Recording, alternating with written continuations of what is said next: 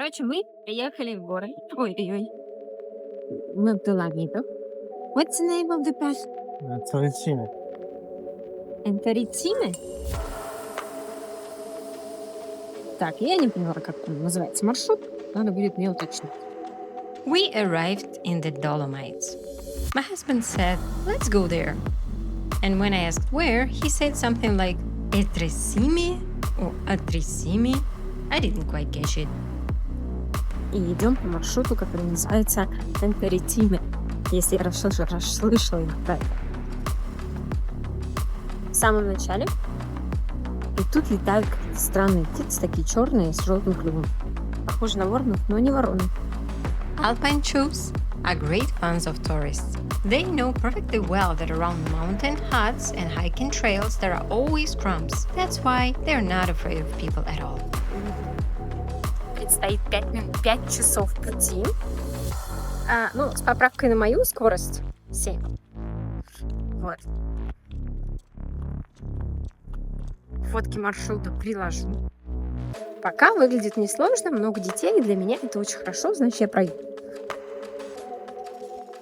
Fleece jacket, moisture-wicking base layer, trekking boots, rain jacket, a liter and a half of water salted with lemon.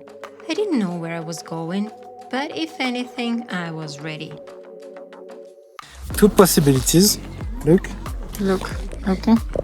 we can make the break for food here or here. At the lake. There is 2 lakes, babe. We This can one- do food here. Yeah, because it will be halfway. Yes, it's Here it's a okay. little bit early. So that's why they are 3. Tre Cime. And only when we saw the pics, I finally learned that it's Tre Cime di Lavaredo. 3 peaks in the Dolomite Alps on the border of Italy and Austria. Height 2,999, 2,973 and 2,857 meters. 3 limestone towers that have become the symbol of the Dolomites. This is the one of the most photographed places in the Alps. But behind the beauty there is history. That was a front line of the World War I, Italians against Austro-Hungarians, at an altitude almost 3,000 meters. And for climbers, the north face of Tre Cime is a legend, one of the most difficult in the world. We stopped for lunch between 2 lakes, Lago Superior and Lago Inferior, altitude 2,340 meters. Got out the stove and cooked pasta.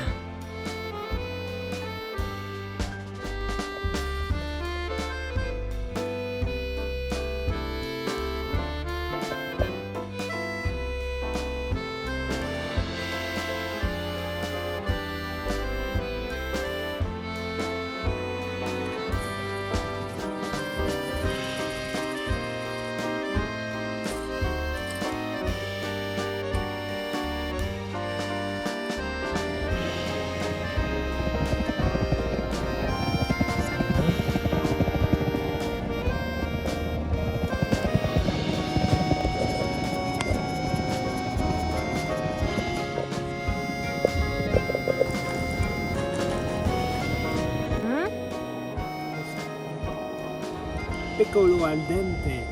Piccolo al dente. Mais c'est bon, non? C'est bon.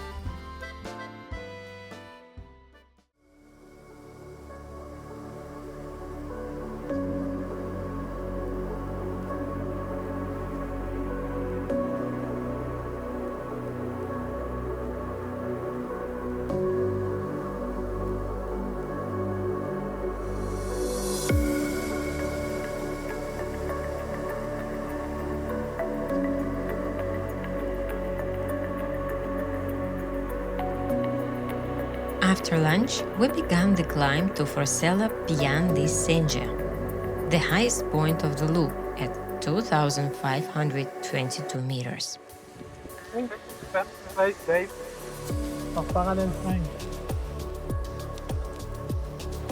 Такое озеро, тут просто великолепный вид.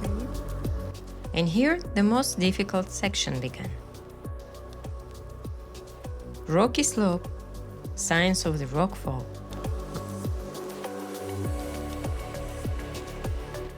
Gray Dolomite rocks have the same pattern everywhere, and bright sun reflecting off light-colored rocks, making it hard for eyes to focus.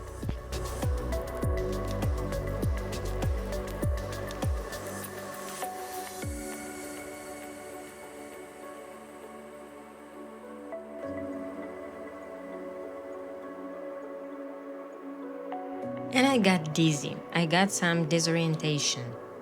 I had to stop and drink water. Then I focused on my husband's boots and followed them. Yeah, it's Здесь, конечно, немножечко головокружительно. Я так иду, смотрю на дорогу.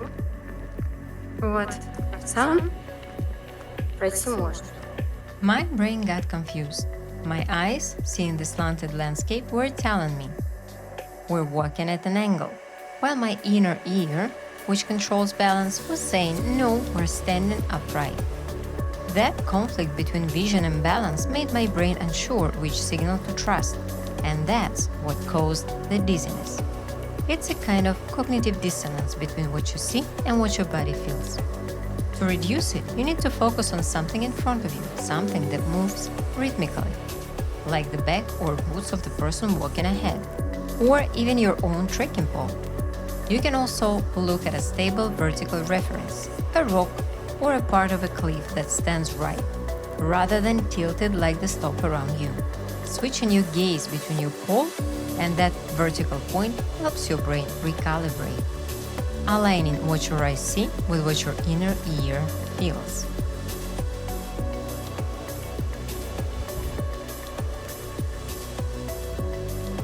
what do you call it? I feel like a fly here. You feel me? Я и мой страх высоты это сделали.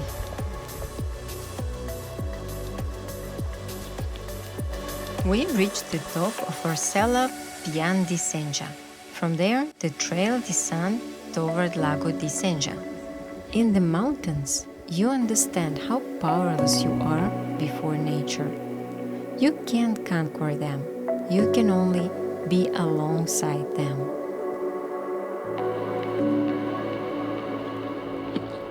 Mountains don't have to be easy, but if you're prepared, if you're attentive, if you respect their power, they will show you beauty that you will never forget.